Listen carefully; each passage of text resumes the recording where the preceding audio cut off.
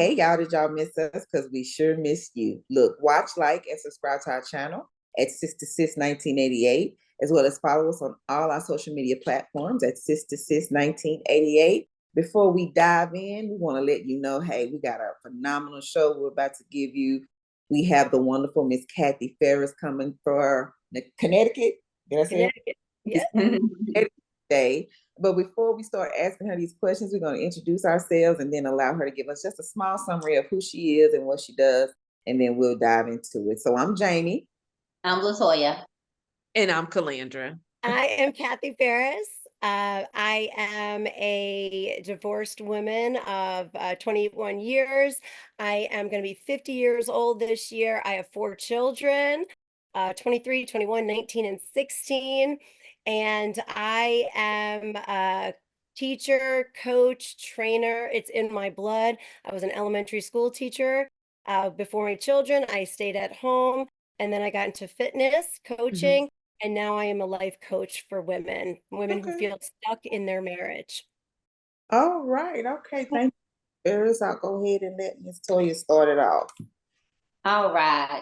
So, what are some key signs that a marriage is no longer healthy or sustainable? Very good question. I say right off the bat, if you spend more time thinking about not being in your marriage, thinking about someone else, thinking about being outside of your home, and you'd rather be at work, you'd rather be anywhere than with the person that's supposed to be your best friend, you're confident that you're sleeping next to in bed. That is definitely a surefire sign of, hey, red flag, I am not happy.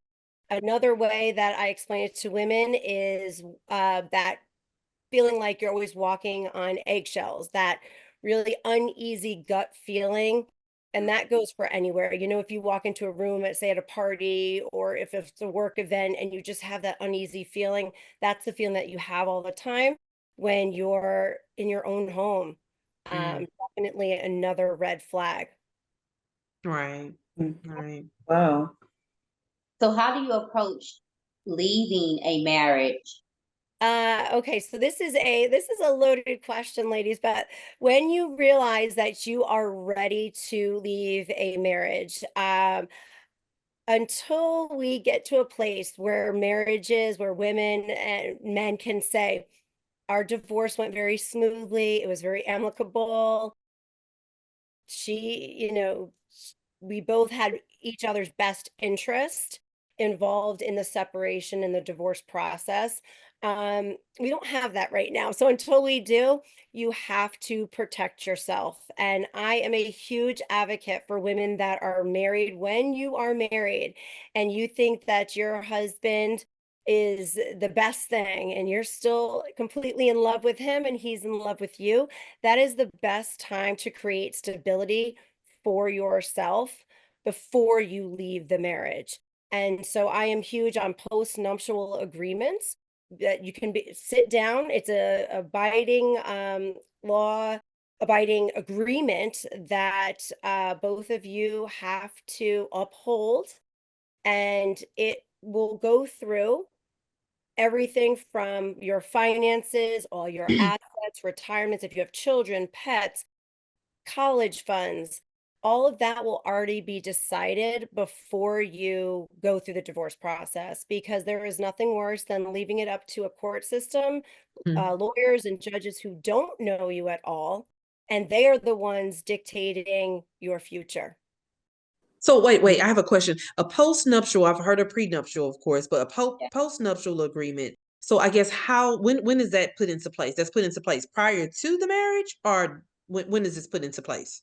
After the marriage. So pre is up until the day you get married, and then post is the day that you get married and thereafter. So, and you would have to, obviously, both of you go to a mutual lawyer, and that one lawyer is working for the both of you. And you just go over the agreement where we're working together. So if you and I were married, it'd be like, okay, well, we have these 3 checking accounts, and this much money is in it. How is that going to be divided up? Say if I was a stay-at-home mom and you were working, well, and your job covers our insurance. Well, if we get divorced, I will then help you with insurance for picky 3 years until you can get your feet off the ground. All of those things, splitting up. Again, kids, it's huge because kids, they're individuals Right. too. You have a lot of Right. who's paying Right. for college if they need a car, who's buying the car, who's paying for the car insurance, the car repairs. So all of that stuff is already in an agreement, and there's nothing that you have to worry about when you get a divorce. It's you already know what you're getting and how long you're getting it for because both of you decided together when you're in a state of love and gratitude for one another rather than feeling revengeful and angry and all those bitter emotions come into play because somebody will ultimately always feel like they're being cheated and that the court wasn't fair to one side. And I guess I'm sorry. So when is that decided? Because I know usually somebody's a little sour at the end when you're getting ready to go through a divorce. So when is the post-nuptial agreement taking place? So when you've both come to an agreement that it's time for divorce? Because I would think that you would have to have two very mature people, in order to be able to sit down and have a discussion, even though there's one attorney that's deciding that for both parties or working with you guys for both parties. But like, when does that normally happen? Okay, so very good question. So that was the post-nuptial agreement that I'm speaking of would be when you're still in a loving marriage. So I'm saying that Okay. I'm just very an advocate for that. So you guys are together in love, everything's going great. Make the post-nuptial agreement then, and one Mhm. works for both of you. If you're now, if that hasn't happened and your husband says to you, I want a divorce tomorrow, well, then it's too late. And then therefore there is no postnuptial agreement and you'll have to go through divorce. And unfortunately, that's where it ends up again, emotions are on high alert and people are one side is always more upset because of who is choosing to leave the marriage. And especially if that person was, in my case, the financial breadwinner and I was home. And when I chose to leave, it was, he was very upset and very angry. And, how dare I leave when he gave me all of this? I should stay with him regardless. Okay. Mhm.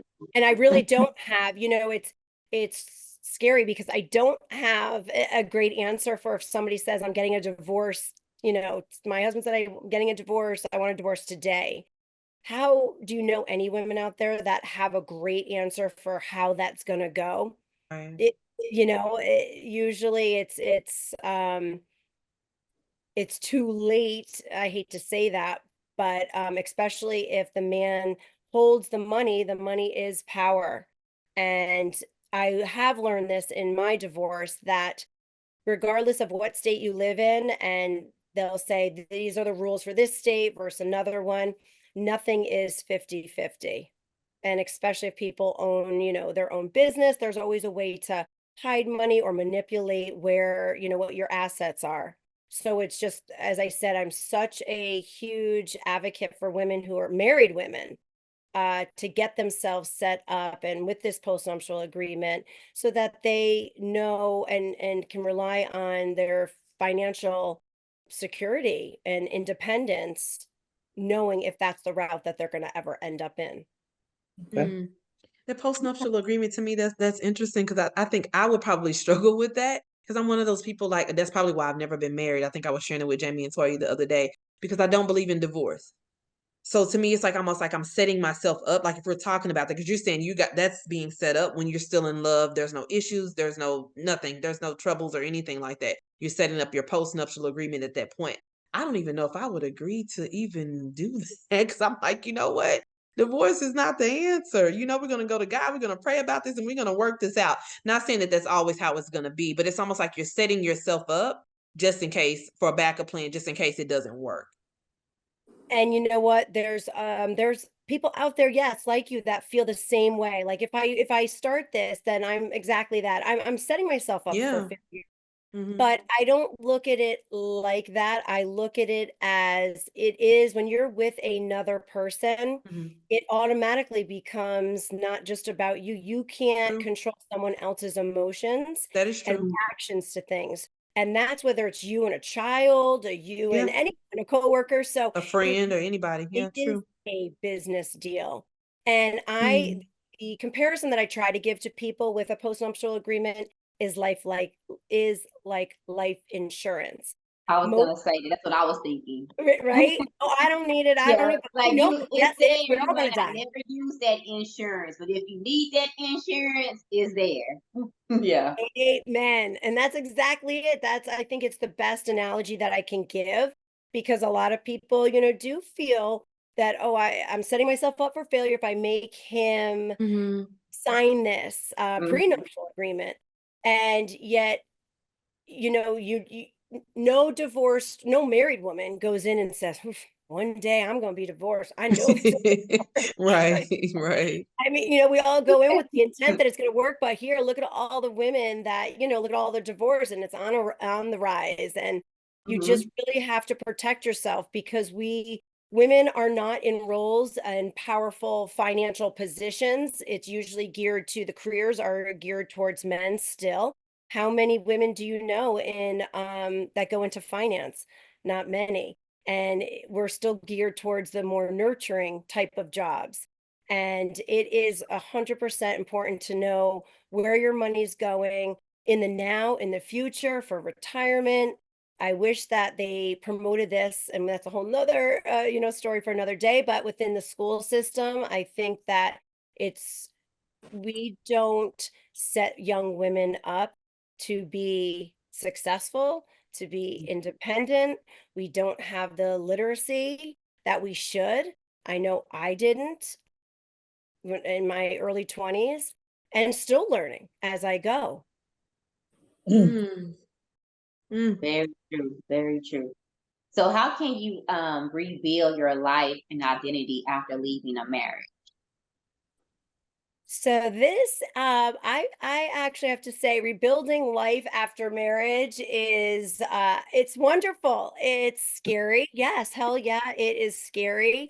I'm not going to say it's not, but I think when you go through something, it, obviously it creates wisdom, and you know what you're going to put up with, you know what you're not, and it gives you an opportunity to really embrace who you're choosing to spend your time with, what type of activities you're choosing to put your time and effort in. Mhm. And I found it a great opportunity to really come into my own. Being married and as being a stay-at-home mom, you really do give up a lot of your identity and who are you and what do I even like? I don't even know what my favorite color is. You lose all of that. So for me, I felt that also with 4 children, of course, it happens that you become friends and acquaintances with people that your children are friends with. But as my children were older when I got a divorce, so I had a little bit more time on my hands than maybe somebody who has younger children. But it's such a great opportunity to get back out there and join different groups and activities, and not just with people that know you as, oh, CJ's mom or McKenna's mom.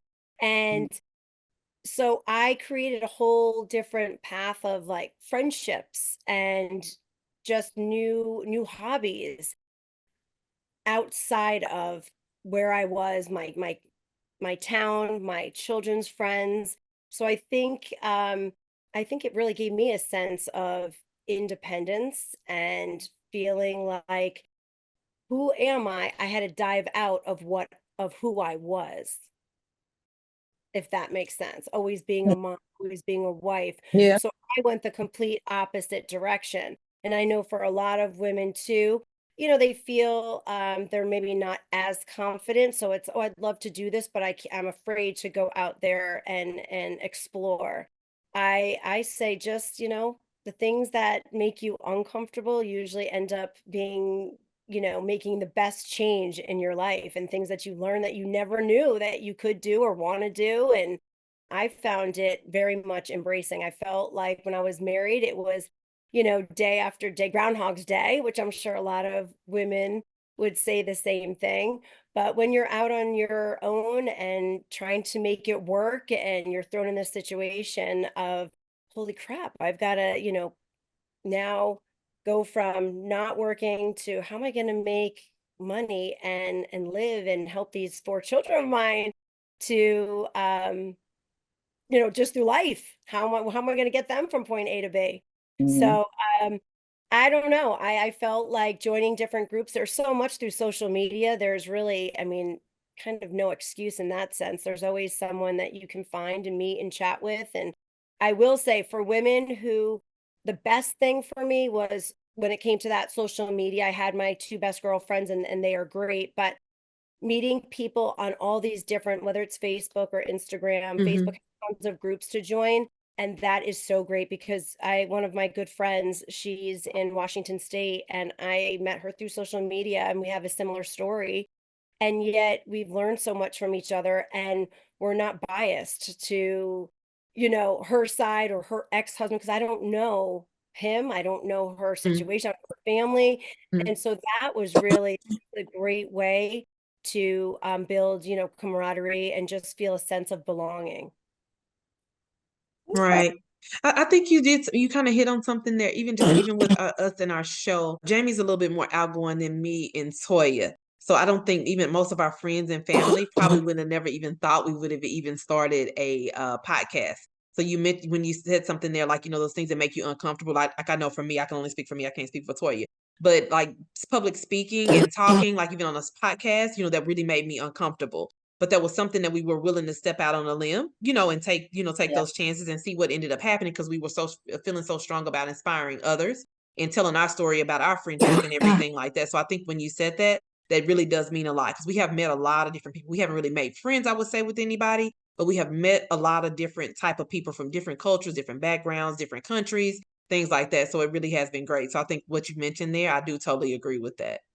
Right? Like, I Yeah. love hearing that even. And it's funny because usually you can tell right off the bat when there is a group like this of 3, Yeah. it's usually the most outgoing one that will always speak first. Yeah. Yeah. That's Jamie. Yeah.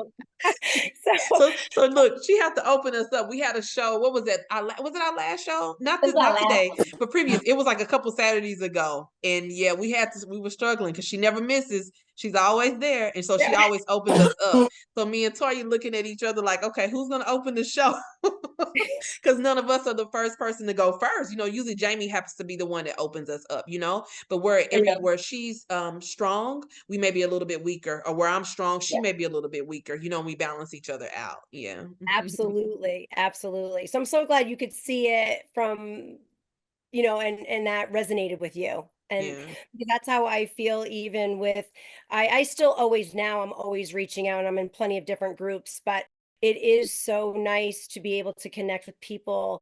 And I'm not saying look, you're not looking for a best friend, but it's like when you connect with somebody that doesn't know anything about you, it can really Mhm. be refreshing, and it's kind of like a long lost sister in a sense. Like, oh my gosh, we're Right. so compatible, and or we have the same story, yet you're learning about each other in the moment, in the now. And yet, as I said, no one's biased, and that's the biggest thing, because Right. even when I was True. going through a divorce, I didn't want to tell people, and I've heard this from so many different clients that it's definitely something divorced women go through. You don't tell anyone for years, and usually you're going. It's not like, oh, I knew, 2 months ago is when I realized I wanted to get a divorce. It's like you've been Right. kind of feeling this way for years, but yet you don't want to say anything because what if it makes your ex look bad, and then she, my best friend, she's gonna, she's Mm-hmm. gonna give him an earful, or Mm-hmm. my mom's gonna hate him, or my dad's gonna really hide a lot, or just I don't know how you just don't even share information. So to be able to have those people in your life, if you're really even feeling that way before divorce, that can be really critical in Yeah. your own physical and mental well-being. Mhm. Okay, well, Miss Ferris, we do appreciate you. We're gonna end it right there. So Until next time. there's strength in sisterhood. And support in sisterhood. Bye. Bye.